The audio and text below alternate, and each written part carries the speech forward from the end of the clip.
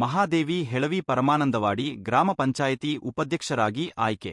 ಪರಮಾನಂದವಾಡಿ ಗ್ರಾಮ ಪಂಚಾಯಿತಿ 2ನೆಯ ಅವಧಿಯ ಉಳಿದ 7 ತಿಂಗಳ ಅವಧಿಗೆ ಉಪಾಧ್ಯಕ್ಷರಾಗಿ ಸಾಮಾನ್ಯ ವರ್ಗ ಇದ್ದು, ಉಪಾಧ್ಯಕ್ಷ ಚುನಾವಣೆಗೆ 2 ನಾಮಪತ್ರ ಸಲ್ಲಿಕೆಯಾಗಿದ್ದು, ಚುನಾವಣಾ ಅಧಿಕಾರಿ ಕ್ಷೇತ್ರ ಶಿಕ್ಷಣಾಧಿಕಾರಿಗಳ ಬಸವರಾಜಪ್ಪ ಆರ್ ಸಮ್ಮುಖದಲ್ಲಿ ಗ್ರಾಮ ಪಂಚಾಯಿತಿ 15 ಜನ ಸದಸ್ಯರು ತಮ್ಮ ಮತಗಳನ್ನು ಚಲಾಯಿಸಿ ಗ್ರಾಮ ಪಂಚಾಯಿತಿಗೆ ನೂತನವಾಗಿ ಉಪಾಧ್ಯಕ್ಷರ ಆಯ್ಕೆ ಮಾಡಿದರು.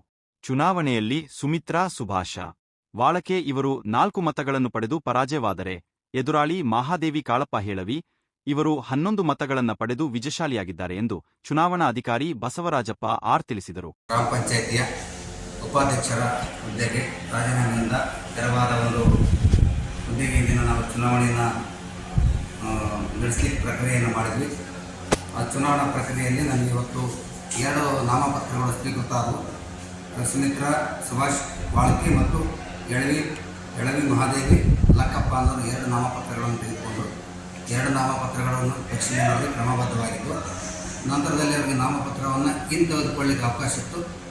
ಯಾರು ಕೂಡ 2 ಜನ ಅಭ್ಯರ್ಥಿಗಳ ನಾಮಪತ್ರವನ್ನು ವಾಪಸ್ ತೆಗೆದುಕೊಳ್ಳಿಲ್ಲ. ಹಾಗೆ ನಂತರದಲ್ಲಿ ಚುನಾವಣಾ ಪ್ರಕ್ರಿಯೆಯನ್ನು ಮುಂದುವರಿಸಿ ಚುನಾವಣೆಯನ್ನು ನಾವು ಗುಪ್ತ ಮತದಾನ ಮಾಡೋದ್ರ ಮುಖಾಂತರವಾಗಿ ಚುನಾವಣೆಯನ್ನು ನಡೆಸಿದ್ವಿ. ಈ ಚುನಾವಣೆ ನಡೆದ ನಂತರದಲ್ಲಿ ನಾವು ಮತಪತ್ರಗಳ ಎಣಿಕೆ ಕಾರ್ಯಗಳನ್ನು ಕೂಡ ಪ್ರಾರಂಭಿಸಿದ್ವಿ. ಇದರಲ್ಲಿ ಸುಮಿತ್ರಾ ಸುಭಾಷ್ ವಾಳ್ಕೆ ಇವರು 4 ಮತಗಳನ್ನು ಪಡೆದರು.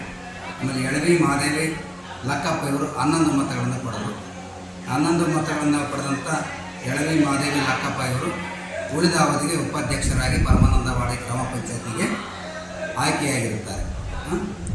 ಈ ಸಮಯದಲ್ಲಿ ನೂತನವಾಗಿ ಆಯ್ಕೆಯಾದ ಉಪಾಧ್ಯಕ್ಷರಿಗೆ ಮಹಿಳಾ ಸದಸ್ಯರು ಶಾಲು ಹೊದಿಸಿ ಹೂಮಾಲೆ ಹಾಕಿ ಗೌರವಿಸಿದರು.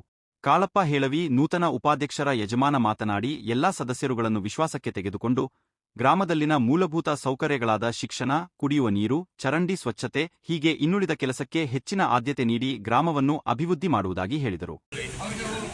ಯಾವ್ಯಾವ ಕೆಲಸಕ್ಕೆ ಇದು ಮಾಡ್ತೀವಿ ಮತ್ತು ರೋಡ್ ಆಗಲಿ, ಗಟರ್ಗಳಾಗಲಿ, ಯಾವುದೋ ಒಂದು ಕೆಲಸಗಳು ಊರಾಗಿದ್ರೆ ಮಾಡತ್ತಂತೇಳಿ ನಮ್ಗೆ ಅವರ ಆಶೀರ್ವಾದ ಮಾಡಿದ್ದಾರೆ. ಈ ಸಂದರ್ಭದಲ್ಲಿ ಗ್ರಾಮ ಪಂಚಾಯಿತಿ ಅಧ್ಯಕ್ಷ ದಶರಥ ಕುರಣೆ, ಪಿಡಿಲ ಉಮೇಶ ಪೋಡ, ಸದಸ್ಯರ ಸಲೀಂ ಮುಲ್ಲಾ, ದಿಲೀಪ್ ಗಂಡೋಶಿ, ಅಪ್ಪು ಮುಕಾಶಿ, ಮಹಾವೀರ ಚಂಡಕೆ, ಸ್ಥಳೀಯ ಮುಖಂಡರಾದ ಸಂಜು ಭಾಂಡಿ ಮತ್ತು ಮಹಿಳಾ ಸದಸ್ಯರು ಉಪಸ್ಥಿತರಿದ್ದರು.